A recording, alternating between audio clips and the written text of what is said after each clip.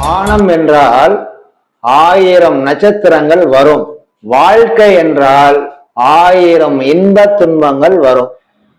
சூரியன் வந்தால் நட்சத்திரங்கள் எப்படி மறைந்து போகின்றதோ அதுபோல மனதில் தன்னம்பிக்கை வந்துவிட்டால் துன்பங்கள் அனைத்தும் மறைந்துவிடும். செய்துவிட்டு இருக்கிற வேலையில தொழில்ல சரியா வரல, சரியா இல்ல, பிரச்சனைக்கு மேல பிரச்சனை.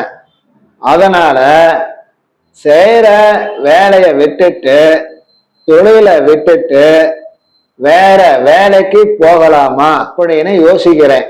தேவையில்லாம ஒரு சிநேகிதனுக்கு உதவி செய்ய போய் கடன்ல மாட்டிக்கிட்டேன். அந்த கடனை கேட்டு என்னைய ராத்திரி போல தொல்லை பண்றாங்க. வேற இடத்துலதான் கடன் கேட்டு அந்த கடனை வாங்கி நான் இந்த கடனை அடைக்கணும். கேட்ட இடத்துல பணம் எனக்கு கிடைச்சிருமா, கொடுப்பாங்களா? அப்பாவுக்கு அடிக்கடி நரம்பு சம்பந்தமா தொந்தரவு வந்துகிட்டே இருக்கு. ஸ்கேன் எடுத்து பார்க்கணும் அப்படின்னு டாக்டர் சொல்றாங்க. ஆஸ்பத்திரிக்கு போனா எவ்வளவு செலவாகும்னு தெரியல.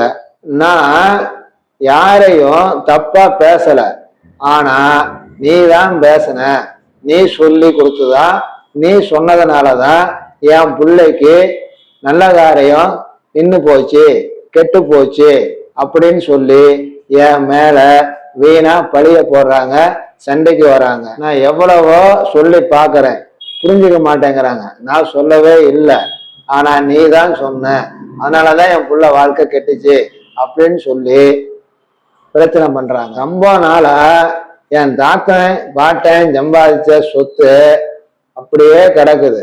அதை எதையாவது பண்ணணும், ரிப்பேர் பண்ணணும், பராமரிப்பு பண்ணணும், இல்லைன்னா வித்துட்டு வேற இடத்துலயாவது வாங்கணும். ஆனா எதுவுமே செய்ய முடியல. சரி, பூர்வீக சொத்து தான் அப்படி இருக்கு, குலதெய்வம் கோயிலாவது நல்லா இருக்கா அப்படின்னு பார்த்தா அதுவும் கவனிப்பாரற்று பூஜை புனஸ்காரம் இல்லாம குப்பையும் கூலமா கிடக்குது. சரி, அதெல்லாம் சரிப்படுத்தலாம் அப்படின்னு யோசிச்சா பங்காளிங்க பிரச்சனை பண்றாங்க. கையில வச்சிருக்கிற செல்போனை சும்மா சும்மா தொந்தரவு பண்ணது, ஒரு தடவை காணாம போய் கிடைச்சிருச்சு, சும்மா சும்மா. அதனால புதுசு வாங்கலாமான்னு யோசிச்சுட்டு இருக்கிறேன். குறைஞ்சபட்சம் ஒரு 50-60 ரூபாய் போன் வாங்கலாம்னு யோசிக்கிறேன். வண்டி ஒழுங்காதான் ஓட்டிட்டு போனேன், ஆனா இடது பக்கம் காலுல பாதத்துல காய ஆகி போச்சு.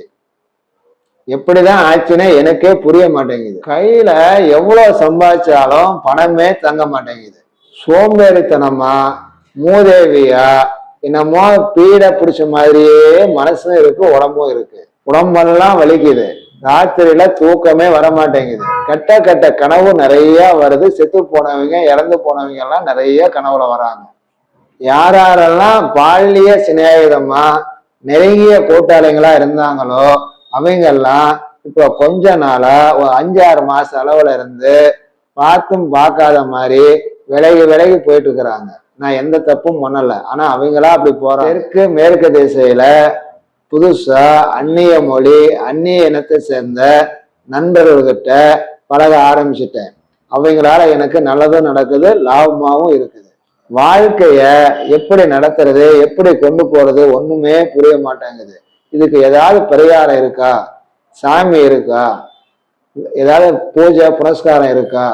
என் பிரச்சனை பூரா தீரணும், அதுக்கு ஏதாவது ஒரு பரிகாரம் இருக்கா? ஏதாவது ஒரு கோயில் இருக்கா என கேட்டுக்கொண்டிருக்கும் எனது பாசத்துக்கும் நேசத்துக்கும் உரிய அன்பான கன்னிராசியில் பிறந்த சகோதர சகோதரிகளே, உங்கள் அனைவருக்கும் எனது பணிவன்பான வணக்கங்களை தெரிவித்துக் கொண்டு, மறக்காமல் நமது சேனலை சப்ஸ்கிரைப் செய்து உங்களை போன்ற நண்பர்களுக்கும் உறவுகளுக்கும் நமது சேனலை சிபாரிசு செய்து உங்களை பணிவன்போடு கேட்டுக்கொள்கின்றேன். தற்சமயம் கிரகங்கள் எதுவுமே சரியா கன்னி ராசிக்கு அமையல. இந்த வாரம்தான் 16ஆம் தேதிக்கு அப்புறம் ராசி அதிபதியான புதன் ராசிக்கு 10ஆம் இடத்துல குரு பகவானோட சேர்ந்து ஆட்சி பெற்று அமர்றாரு. தெற்கால மேற்கால திசையிலிருந்து கெமிக்கல் ரசாயனம் உற்பத்தி தொழிற்சாலையில உங்களுக்கு புதிய வேலை வாய்ப்பு கிடைக்கும். ஒரு நண்பர் சிபாரிசு செய்வாரு, சரின்னு போய் ஏத்துக்கிட்டீங்க அப்படின்னா நல்ல சம்பளத்துல நல்ல வேலை வாய்ப்பு நிச்சயம் இந்த வாரத்துல, குறிப்பா வரும் 16ஆம் தேதிக்கு அப்புறம் நிச்சயம் அமையும். அது மட்டும் இல்ல, உங்களுக்கு புதுசா வாகனம், வண்டி, நிலம், வீடு எதையாவது ஒண்ணு வாங்கலாம். ராசிக்கு 7ஆம் இடத்துல சனீஸ்வரன் உத்திரட்டாதி நட்சத்திரத்திலேயே போயிட்டு இருக்கிறதுனால பங்காளி வர்க்கம், அண்ணன் தம்பி வர்க்கம், ரத்த சொந்த பந்தம், தாய் மாமை வர்க்கம் எல்லாருமே பகையும் வெறுப்பும் கோபமும் மதிக்காம விலகி விலகி போறதும் இருக்கதான் செய்யும். பிரச்சனைய சந்திச்சு தான் ஆகணும். இதுக்கு ஒரே வழி, வடலூர் அருட்பிரகாச வள்ளல் பெருமான் சொன்ன அன்னதானம் தான் பரிகாரம். ஏன்னா சனீஸ்வரனுக்கு ஒரே பரிகாரம் அன்னதானம். அதனால ஒவ்வொரு பூசம் நட்சத்திரத்து அன்னைக்கும் வடலூருக்கு சென்று உங்களால முடிந்த அன்னதானம் செய்யுங்க. முடியல அப்படின்னா அங்க வள்ளலார் அமைப்புகள் சமைச்சு வர லட்சக்கணக்கான ஜனங்களுக்கு பரிமாறிக்கிட்டு இருப்பாங்க. நீங்களும் அந்த சேவையில கலந்துக்குங்க. ஒருவேளை வடலூருக்கு வர முடியாத தூரத்துல நீங்க இருந்தீங்க அப்படின்னா உங்க ஏரியாவில் இருக்கிற வள்ளலார் அமைப்புல சேர்ந்துக்கிட்டு அவங்களோட இணைஞ்சு செயல்படும். கன்னி ராசியில் பிறந்த சகோதர சகோதரிகளே, வருகின்ற 16/6/2025 இந்த தேதியில இருந்து உங்களுக்கு நல்ல காலம் பிறக்குது, நல்ல நேரம் பிறக்குது. தெற்கு மேற்கு திசையில அந்நிய இனம் மொழியை சேர்ந்த நண்பரால புதிய வேலை, புதிய தொழில் கிடைக்க போகுது. இல்ல இருக்கிற வேலையிலே நான் இருப்பேன் அப்படின்னு சொல்றீங்களா? வர 16/6/2025 இருந்து பதவி உயர்வு, சம்பள உயர்வு நிச்சயம் உண்டு. இந்த வாரத்துல கையில சுத்தமே காசே இல்லைன்னு சொல்றீங்களா? வர வாரத்துல இருந்து நல்ல காசு புழக்காட்டம் அருமையா இருக்கும். பெண்களால இந்த வாரத்துல கெட்ட பேர் இருக்குது, அடுத்த வாரத்துல அது நீங்கிரும். திருமணம் சுபகாரியத்துக்கு முயற்சி பண்ணிட்டு இருக்கிற சகோதர சகோதரிகளுக்கு ஆனா வர 16ஆம் தேதிக்கு அப்புறம் கிரகங்கள் மாறுது, நிச்சயம் வாய்ப்புகள் கூடி வரும். அப்பாவோடைய ஆரோக்கியத்துல இந்த வாரத்துல கொஞ்சம் தனி கவனத்தை செலுத்துற மாதிரி இருக்கு. குடியிருக்கிற வீட்டை மாத்திக்கிட்டு வேற வீட்டுக்கு போற மாதிரி இருந்துச்சுன்னா வடக்கு பார்த்த வீடு, அப்படி இல்லைன்னா தெற்கு பார்த்த வீட்டுக்கு போகலாம், நல்லா வளர்ச்சி அடையும்.